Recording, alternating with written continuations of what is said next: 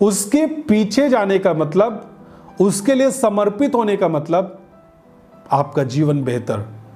ये मैंने अपने जीवन में देखा है, मेरी फैमिली ने देखा है, बहुत सारे विश्वासी लोगों ने देखा है जो यीशु मसीह पर भरोसा किए हैं, उन्होंने देखा है अपने जीवन में रिजल्ट को। हालेलुया। मैं कह रहा हूं आप ट्राई करें। आप नहीं बोते थे, आप सोचते हैं अरे अरे अरे मेरा इतना दसवंश हो रहा है, अरे अरे मैं कैसे बोऊं, अरे मैं दूंगा तो। आप बहुत चीज़ों को आप सोचते हैं। आप सोचिए, जिसने सब कुछ आपके लिए किया, जो चर्च आपके लिए हमेशा प्रार्थना करता है, आपके लिए तैयार रहता है, जहाँ पे आकर के आपने जीवन को आपने संभला हुआ पाया है, आज उसके लिए आप पीछे हटते हैं। आप देख लेते हैं कि इतना हमारा दसवंश हो रहा है, अरे अरे अगर इतना दे देंगे, अगर इतने से हम ये खरीद लेंगे, बिजनेस में लगा देंगे, अरे खेत को खरीद लेंगे, अरे इसको रख लेते, इतने में तो हमारी बेटी की शादी हो जाएगी। तो आप तो परमेश्वर के लिए आप समर्पित व्यक्ति नहीं हैं। केवल प्रार्थना करना और बाइबल का पढ़ना समर्पण नहीं है, परंतु बाइबल में जो लिखा है उसके अनुसार जब आप करते हैं तब आप समर्पण की दशा में आते हैं। अन्यथा आप केवल एक जैसे शास्त्री और फरीसी होते थे ना, वैसे आप हैं कि आप केवल पढ़ने में और प्रार्थना में और टाइम से चर्च में जाने में आप हैं, लेकिन आप जो लिखा है उसको करने में आप पूरा नहीं करते। जब आप करेंगे तब आप समर्पण की दशा में हैं। जब आप समर्पण की दशा में रहेंगे, रिजल्ट आपका होगा। आप सोचिए, अब्राहम के लिए वो अपने सब चीजों को छोड़ के परमेश्वर के पीछे हो लिया। एक अन्य जाति व्यक्ति पहली बार परमेश्वर की आवाज को सुना। और आप में से बहुत कुछ लोग तो ऐसे हैं कि हमेशा सुनते रहते हैं, लेकिन वो बोना नहीं चाहते, वो चर्च के लिए समर्पित होना नहीं चाहते।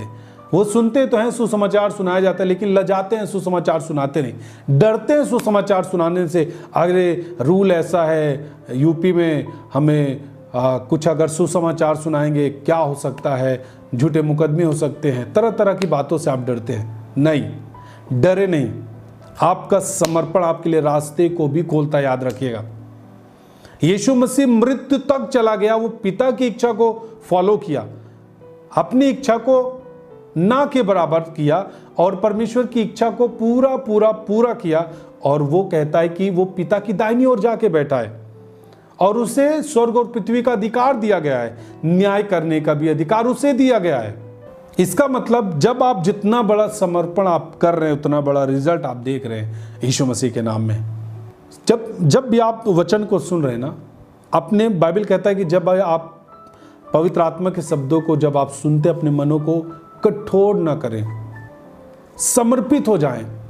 वो बोने के लिए कह रहा है, आप बोइए, तैयार रहिए, ऐसा काम करिए कि परमेश्वर भी देखे तो आपको वो रिजल्ट दे, वो कहे कि ये बंदा, ये व्यक्ति, ये भाई मेरे लिए तैयार है, मेरे कामों के लिए तैयार है। कुरनेलियुस को जानते हैं आप? बाइबल कहता है कि उसकी प्रार्थना, उसके दान, ये चीजें, केवल प्रार्थना नहीं, उसके दान भी परमेश्वर के सामने स्मरण के लिए पहुंचाए गए। आपका बोना, जितना प्रार्थना करते हैं ना, प्रार्थना का जो रिजल्ट है उसके साथ साथ आपको बोना भी चाहिए। बोना जो है उसका भी रिजल्ट बड़ा है। परमेश्वर दोनों से प्रसन्न होता है। केवल आप प्रार्थना करते हैं और आप बाइबल के अनुसार बोना है, आप बोने के लिए नहीं है, चर्च के लिए आगे नहीं बढ़ते, चर्च के सपोर्ट में नहीं खड़े होते, आप बहुत सारी चीज़ों से आप अपने भविष्य को खुद पीछे खींच रहे हैं। लेकिन आप जब तैयार होते हैं, वो परमेश्वर खुले तौर से, जब आप परमेश्वर के लिए खुलते हैं, परमेश्वर आपके लिए खुलता है। आप जब खुलते हैं परमेश्वर के सामने, आप बहुत थोड़े हैं देने में भी, लेकिन जब परमेश्वर आपके सामने खुलेगा, इसका मतलब फुलनेस, जो भरपूरी है, वो आपके जीवन के लिए होगी। हालेलुया। और याद रखें, जब प्रभु आपको ब्लेस करना चाहे, कोई भी आपको कर्ज के नीचे, उस श्राप के नीचे नहीं रख सकता, नहीं रोक सकता, नहीं थाम सकता। हालेलुया। तो याद रखिए, समर्पण की दशा में आए। मैं एक बात से और समझाना चाहूंगा। जब हव्वा ने फल खाया तो आप याद रखिए वहां पे क्या हुआ कि आदम ने भी, हव्वा ने फल खाया और आदम ने भी ईश्वरीय इच्छा के विरुद्ध मानवीय इच्छा को स्थापित करने में उसका साथ दिया। मतलब कि हव्वा ने जब फल खाया हवा ने तो परमेश्वर की आज्ञा को तोड़ा। उसमें उसका पति जो आदम है वो भी परमेश्वर की इच्छा को न मान के, जो मानव की इच्छा थी, जो अपनी इच्छा थी, उसको वो स्थापित किए। जानते हैं, वो मनुष्य की इच्छाओं को बढ़ावा दिए। तब से जानते हैं मनुष्य खुद का कानून बनाता है और खुद का स्वामी बनना चाहता है कि मैं अपनी मर्जी का, अपने मन का मौजी हूं, जो बोलते हैं अपनी मर्जी के अनुसार चलूंगा, मेरा कोई माँ बाप नहीं, मेरा कोई आगे पीछे नहीं, मेरी जो मर्जी वो मैं करूंगा। इस तरीके से तब से एक व्यक्ति करता आया है। लेकिन जब आप मसीह में हैं, आपको तो समझ होनी चाहिए, क्योंकि मसीहत की जो समर्पण है वो परमेश्वर की इच्छा है कि आप समर्पित हों। हालेलुया। किसी बात से न डरे, किसी चीज से न डरे। परमेश्वर की इच्छा को प्रथम रखेंगे तो आपकी वो इच्छाओं को भरपूरी के साथ ब्लेस करेगा। जो आप चाहेंगे वो आपको देगा। एक समय तक प्रेरितों का विरोध हुआ। लोग बोले यीशु के नाम से अब कुछ नहीं करना, सुसमाचार नहीं सुनाना, धमका रहे थे, कुछ भी किए। लेकिन जानते हैं उन्होंने क्या जवाब दिया? ये हो नहीं सकता कि हम परमेश्वर की इच्छा से बढ़कर मनुष्य की इच्छा का, परमेश्वर की इच्छा, परमेश्वर की आज्ञा से बढ़कर मनुष्य की आज्ञा का पालन करें। ये हो ही नहीं सकता, क्योंकि हम तो परमेश्वर के लिए समर्पित हैं। वो ऐसा कहने चाह रहे हैं। उनके कहने का मतलब हम तो परमेश्वर के प्रति समर्पित हैं, मनुष्य के लिए नहीं। हमारा प्रभु जो कहेगा, क्योंकि हमारा प्रभु अच्छा कहता है, भला काम करने के लिए कहता है। वो ये नहीं कह रहा कि हम एक जाति बना रहे हैं और हम लड़ाई करेंगे, हम झगड़ा करेंगे। और यीशु मसीह कहता भी है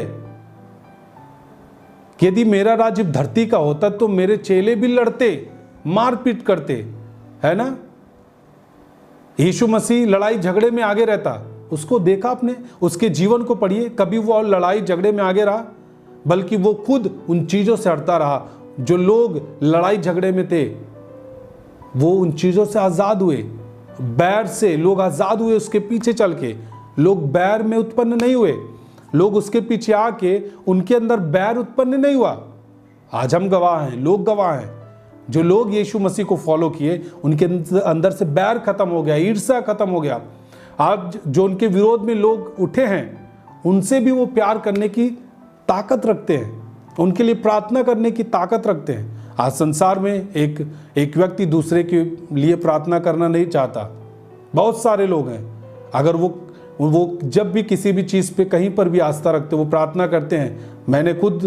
मैंने देखा है, मैंने खुद प्रार्थना ऐसे की है पहले समय में, पुराने समय में, कि हम हमारे विरोध में जो रहता था उसको हम कर्स करते थे, मारने के लिए, मरने के लिए प्रार्थना करते थे, बीमार होने के लिए प्रार्थना करते थे। लेकिन आज जब हम मसीह में आए, मसीहत को अपनाया, वो ईर्ष्या खत्म हो चुकी है। आज कितना भी हमारा बैरी हो, उसके हम भलाई के लिए चाहते हैं, और ये चाहते हैं कि वो भी इन चीज़ों को अनुभव करे जो यीशु मसीह के द्वारा मैंने पाया है, वो भी पाए। वो जो विरोध की भावना में है, वो जब यीशु मसीह को पा जाएगा, वो भी देखना प्रेम की उस कड़ी में जुड़ जाएगा, वो प्रेम के पीछे भागेगा, प्रेम का दीवाना होगा। हालेलुया। सो परमेश्वर है, वो चाहता है कि आप अपने आप को समर्पित करें हर एक बात के लिए, ताकि वो हर एक बात के लिए आपके सामने खुल पाए, आपके लिए उंडेल पाए अपने जीवन से जो वो देना चाहता है आपको।